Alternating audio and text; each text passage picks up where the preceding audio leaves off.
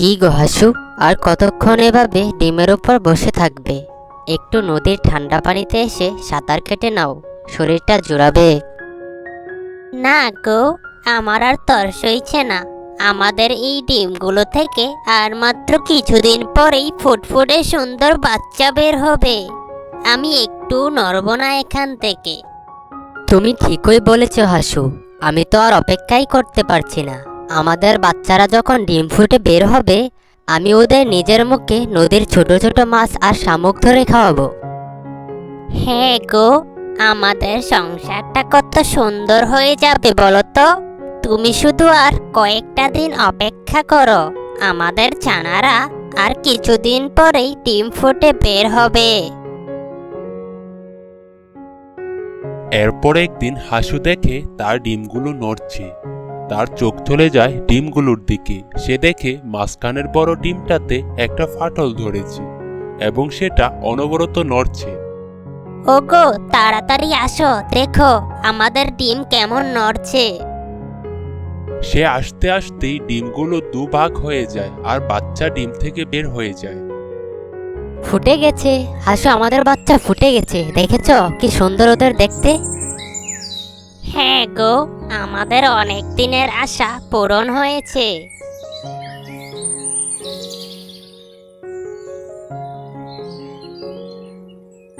কাকা, শিয়াল ভাই, কি ব্যাপার? সকাল সকাল এত মাংস কোথায় পেলে? আরে যা যা, দূর হ এখান থেকে। সকাল সকাল কানের কাছে এসে কাকা শুরু করলি কেন? নিজের পথ দেখ। কাকা, অত সহজে যাচ্ছি না শিয়াল ভাই। আমি কিন্তু গাছের উপর থেকে সব দেখেছি, কিভাবে তুমি ওই হরিণটাকে ফাঁদে ফেলেছ। সব আমার জানা। কাকা, এখন যদি এই মাংস আমার ভাগ না দাও, তবে বনের সবাইকে ডেকে তোমার এই কীর্তির কথা ফাঁস করে দেব। কাকা, আরে বন্ধু, তুমি তো দেখি ব্ল্যাকমেল করছো। আমি তো তোর সাথে মজা করছিলাম। তা কতটুকু ভাগ চাই তোর? বেশি না। কাকা, ওই বড় মাংসের টুকরোটা আমার চাই। অর্ধেক ভাগ দিলে তবেই আমার মুখ বন্ধ থাকবে, নয়তো কাকা। আরে কাক ভাই রাগ করছো কেন? আমি তো একটু ঠাট্টা করছিলাম। বনের সবাইকে ডাকার কি দরকার বলো? আমরা তো পুরনো বন্ধু। এই নাও, এই বড় মাংসের টুকরোটা তোমার জন্যই। শিয়াল অনিচ্ছা সত্ত্বেও তার সামনে সবচেয়ে বড় আর লোভনীয় মাংসের টুকরোটা কাকের দিকে এগিয়ে দেয়। কাকা, এই তো লাইনে এসেছো শিয়াল ভাই। মনে রেখো, কাকের চোখে তুলে দেওয়া অত সহজ না। কাকা, তুই একটা সামান্য কাক, তোর এত বড় সাহস আমার শিকার করা মাংসের ভাগ নিয়ে যাস? তুই চিনিস না এই শিয়ালকে। শিয়াল যখন রাগে ফুটছে আর মাটিতে থাবা মারছে, ঠিক তখনই উপরের গাছের ডাল থেকে একটা খিলখিল করে হাসির শব্দ শোনা যায়।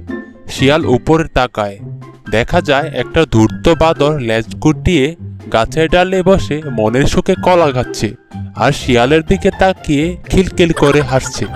ছি ছি শিয়াল ভাই, ছি! তোমার মতো বনের এত বড় এক চালাক প্রাণীর কাছ থেকে কিনা একটা সামান্য কুচকুচি কালো কাক এসে মাংসের ভাগ নিয়ে চলে গেল। ওফ! আর তুমি কিনা ভয়ে কাঁপতে কাঁপতে নিজের শিকার দিয়ে দিলে।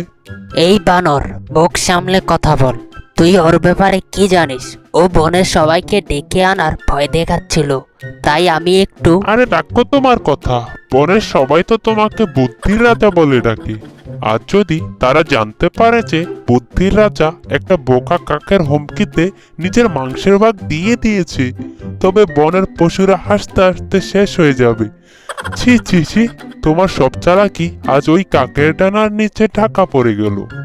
তুই তো শুধু দেখলি ও মাংস নিয়ে গেল, কিন্তু এর পরের খেলাটা তো দেখিসনি। আমি এই অপমানের প্রতিশোধ এমনভাবে নেব যেন ওই কাক আর কোনোদিন বনের কোনো মাংসে ঠোঁট দেওয়ার সাহস না পায়। মুখে মুখে বড় কথা বলা সহজ শিয়াল ভাই, কাজ করে দেখাতে পারলে তবেই বুঝবো তুমি আসলেই চালাক শিয়াল। দেখি কেমন প্রতিশোধ নাও, নাকি আবার কাকের কাছে গিয়ে হাত জোড় করো। বানরটি আবার খিলখিল করে হাসতে হাসতে গাছের মগডালে লাফিয়ে চলে যায়, আর নিচে শিয়াল অপমানে, লজ্জায় আর রাগে জ্বলতে জ্বলতে একদম পাথর হয়ে দাঁড়িয়ে থাকে।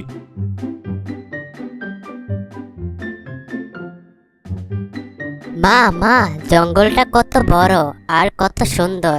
ওই দেখো, গাছে কত সুন্দর ফুল ফুটেছে।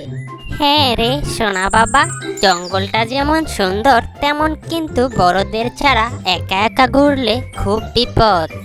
তাই একদম আমার পেছন পেছন লাইন ধরে সোজা বাসায় চল। মা, আমাদের বাসাটা আর কত দূর?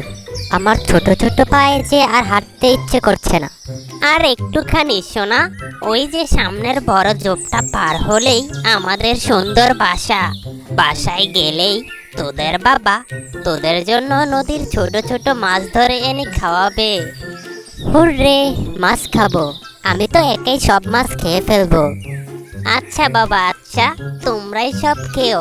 এখন তাড়াতাড়ি পা চালাও, সূর্য ডুবে গেল কিন্তু। এরই মধ্যে শিয়াল সেই পথ দিয়ে যাচ্ছিল। হঠাৎ তাদের সামনে পড়ে সেই শিয়াল। শিয়াল হেসে হেসে বলে, হা হা হা হা হা, বাহ, অনেকদিন পর আজ একদম কচি মাংস খেতে পারবো। এই নরম হাঁসের মাংসগুলো যে কি সুস্বাদু হবে ভেবেই আমার মুখে জল চলে আসছে। হা হা হা। না না শিয়াল ভাই, দোহাই আপনার, আমার বাচ্চারা অনেক ছোট। আমাদের উপর একটু দয়া করুন, আমাদের ছেড়ে দিন। বাঁচতে চাস? তোদের জান ভিক্ষা দিতে পারি, তবে একটা শর্তে। যদি তোরা বাঁচতে চাস তবে তোদের ওই লোভী কাকের একটা ব্যবস্থা করতে হবে। ওই হারামজাদা কাকটা আজ আমার মাংস কেড়ে নিয়ে আমাকে অপমান করেছে। তোরা যদি আমাকে সাহায্য করিস ওই কাকটাকে ফাঁদে ফেলতে, তবেই তোদের আমি ছেড়ে দেব, নয়তো এই মুহূর্তেই তোদের শেষ করে দিব। আমরা রাজি শিয়াল ভাই, আপনি যেভাবে বলবেন আমরা ঠিক সেভাবেই ওই কাককে আপনার ফাঁদে এনে দেব। শোনো হাসু, ওই কাকটা ভীষণ লোভী, মাংসের লোভ ও সামলাতে পারে না। তুমি কাল সকালে নদীর পাড়ে গিয়ে জোরে জোরে কাঁদবে আর বলবে যে তোমরা জঙ্গল থেকে একটা বড় মাংসের টুকরো পেয়েছো, কিন্তু সেটা একা একা টেনে আনতে পারছো না। তোমার এই কান্নাকাটি আর মাংসের কথা শুনে ওই লোভী কাকটা ঠিক ওই লোভ সামলাতে না পেরে নিচে নেমে আসবে। তারপর ও নিচে আসলে কি হবে? ও যখন ওই মাংসের খোঁজে নিচে নামবে, অমনি ঝোপের আড়াল থেকে আমি লাফিয়ে পড়ে ওর ডানা ভেঙে দেব। তারপর ওর এমন অবস্থা করব যে জীবনে আর কোনোদিন ও কারো মাংসে ঠোঁট দিতে পারবে না। যদি তুমি এই নাটকে আমাকে সাহায্য করো তবে তোমাদের আমি কোনোদিনও ছুব না। রাজি? রাজি শিয়াল ভাই, আপনার কথা মতোই কাজ হবে। আমরা আপনাকে ওই কাককে জব্দ করতে সাহায্য করব। পরের দিন প্ল্যান অনুযায়ী হাসু নদীর পাড়ে বসে ডানা দিয়ে চোখ ডেকে জোরে জোরে কাদার অভিনয় করছে।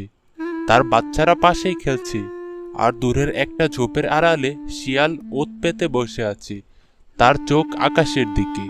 প্যাক প্যাক প্যাক প্যাক প্যাক। ও রে, কি যে করি!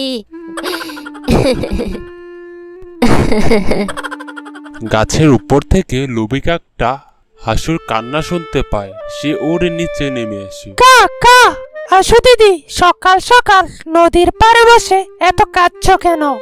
কি হয়েছে তোমার? কা কা। কি আর বলবো কাক ভাই, কপালটাই খারাপ। আজ ভোরে জঙ্গলের ওপাশে একটা মস্ত বড় মাংসের টুকরো পড়ে থাকতে দেখলাম, কিন্তু আমি একা হাঁস ওটা টেনে নদীর এপার আনতে পারছি না। যদি বনের অন্য কোনো পশু দেখে ফেলে তবে তো সব নিয়ে যাবে। কি যে কষ্ট কাক ভাই। মাংসের কথা শুনতেই কাকের চোখ চকচক করে ওঠে, তার মুখে লালা চলে আসে। সে মনে মনে ভাবে, শিয়ালের থেকে যে মাংস পেয়েছি তা তো শেষ হয়েছে, এবার এই মাংসটা সে একাই হাতিয়ে নিবে। কা কা, আসো দিদি, তুমি একদম চিন্তা করো না। আমি থাকতে তোমার কোনো ভয় নেই। চলো চলো, আমাকে জায়গাটা দেখিয়ে দাও। আমি আমার শক্ত ঠোঁট দিয়ে টেনে টেনে নিয়ে আসবো। কা কা। ঠিক সেই মুহূর্তে ঝোপের আড়াল থেকে শিয়াল বাঘের মতো গর্জন করে এক লাফে এসে কাকের উপর ঝাঁপিয়ে পড়ে। সে তার ভারী থাবা দিয়ে কাকের ডানা চেপে ধরে মাটিতে পিষে ফেলে। কাক ভয়ে আর ব্যথায় চিৎকার করে ওঠে। কেরে লোভী কাক, ভেবেছিলি তুই একাই বনের সবচেয়ে চালাক? আমার মাংস কেড়ে নিয়ে আমাকে ব্ল্যাকমেল করিস? আজ দেখ তোর লোভ তোকে কোথায় এনে ফেলেছে। শিয়াল ভাই, আমাকে ক্ষমা করে দাও। আমি আর কোনোদিন তোমার মাংসে ভাগ বসাবো না। কা কা, আমাকে ছেড়ে দাও। ক্ষমা? হা হা হা, তোকে তো আজ আমি এমন শিক্ষা দেব যে জীবনে আর কোনোদিন ওরার সাহস পাবি না। শিয়াল কাককে ডানা ধরে একটা আছাড় দেয়। তার জন্য কাকের ডানা ভেঙে যায়। ডানা ভাঙ্গায় কাক ব্যথায় কাঁদতে কাঁদতে কোনো মতে জঙ্গল ছেড়ে পালিয়ে যায়।